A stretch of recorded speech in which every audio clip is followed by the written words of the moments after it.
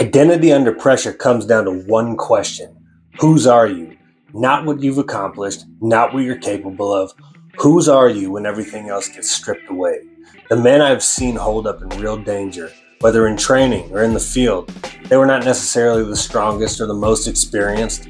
They were the most anchored. They had a settled answer to that question. They belonged to God. They were there for a reason, and that reason didn't change when the situation got hard. You are His. Samurai with that look in his eye, walking through a wasteland, sword swinging peaceful at his side. After bringing the type of Pressure doesn't build character, it reveals it. Every man who's been through something real, extreme, will tell you the same thing. In the moment, you found out who you actually were, not who you thought you were, not who you planned to be, but who you actually were. And today I want to talk about what that means and what to do about it before the moment arrives. This is Martial Matters, preparedness in mind, body, spirit for hard days ahead. Let's get into it.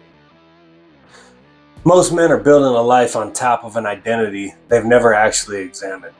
They know what they do, their job, their role, their reputation, but they don't know who they are when those things get stripped away.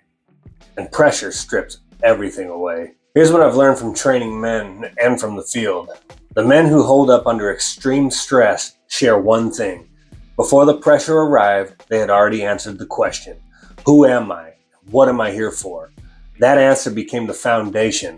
And foundations don't move when the walls shake. The man who hasn't answered that question looks for it in the crisis. And that search in the middle of a real threat is what causes hesitation. Hesitation in a high-stakes moment can cost lives, not because the man was cowardly, but because he was unanchored. Identity work is not soft. It is the most tactically important thing that you can do before you ever set foot in a hard environment. Know who you are. Know whose you are. Know what you will and will not do. Build that so deep that it doesn't require a decision under pressure. It just fires. I want to reframe how you think about training. Most men think about it as physical output, like what you can lift, how far you can run, how hard you can hit. And those matter, but the deeper work of training is identity formation. Every time you show up to a hard session when you didn't want to, you are making a decision about who you are. Every time you push past the point where your body says stop, you are expanding your own definition of what you can handle.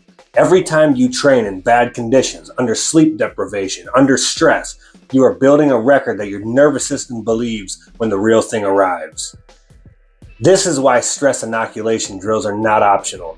Elevated heart rate before a decision drill, physical exhaustion before a technical task, live resistance in sparring, a partner who actually fights back. These are not fitness tools. These are identity building tools. You are teaching yourself who you are under pressure before the world gets to teach you. The men who come through our training sessions say, I've never actually been pushed like that before. And that tells me something important. Not that they're weak, that they've never had the opportunity to find out who they are. Our job is to give them that opportunity in a relatively safe environment because the field won't be.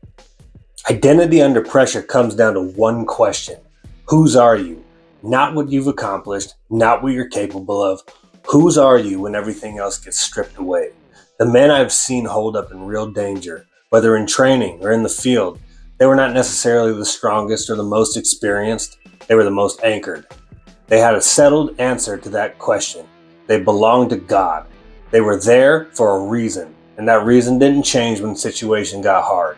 You are His.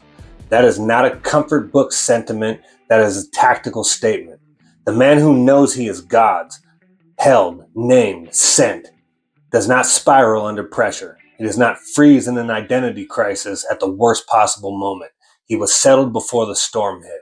That settledness is the most important thing that you can build, and it is built in the quiet before the storm, in the word, in prayer, in community, in training that keeps you honest about who you actually are. I want to leave you with something from our training, because this is not just a theoretical thing for me. I have somebody who has trained with me for almost a decade, who came to me after a very serious situation happened in which one of his very close friends got injured and got seriously injured. And one of the main reasons he got injured is because him the guy who I'm training, and many of his friends froze and allowed it to happen. He came to me out of necessity and told me, he's like, I can never freeze like that again. Will you teach me? And I said, yeah. So 10 years later, he's put in the work. He's been instrumental in being security for anti-trafficking organizations, and now it's continuing the process of training others. So this isn't just a theory for me. This is somebody who I've watched progress from not knowing how to do anything to being a very, very sound fighter and a sound man. So take that for what it is. 3 things this week. Write down your answer to this question. Who am I when the situation stops being manageable? Be specific, not aspirational. Add 1 live resistance element this week, a sparring partner, a stress drill, something that actually fights back. Then spend 10 minutes in Isaiah 43 this week, not rushing through it. Let the identity God gives you settle deeper than the one the world keeps trying to assign you. Hard days reveal who you are, but hard training builds who you are. Build it now. This is Marshall Matters. Understand that at the moment you take a hold of the truth of it, you become an immovable juggernaut in the thick of it.